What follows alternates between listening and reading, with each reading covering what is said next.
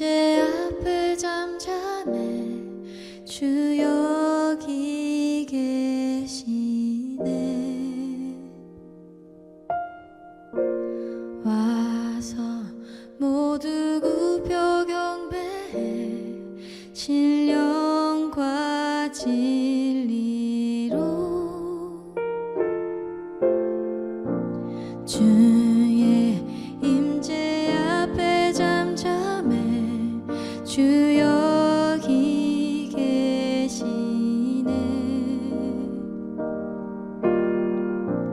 와서 모두 굽혀 경배해 신령과 진리로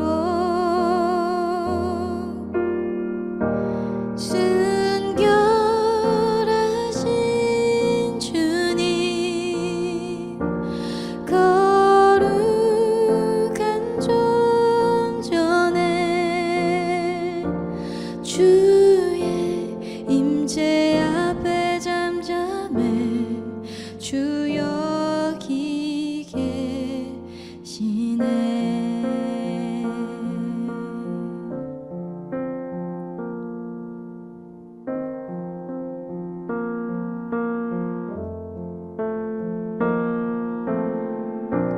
주의 임재 앞에 잠잠해 주 여기 계시네.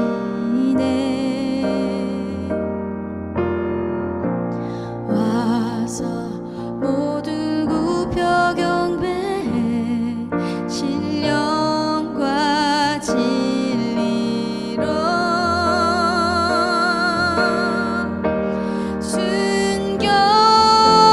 순결하신 주님 거룩한 존전에 주의 임재 앞에 잠잠해 주 여기 계시네.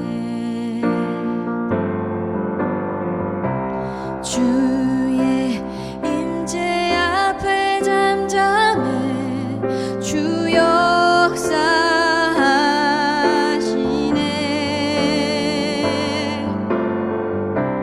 죄 사하고 치유하시는 놀라운 주 은혜. 주 믿는 자에게 능치 못함 없네. 주의 능력 앞에 잠잠해 주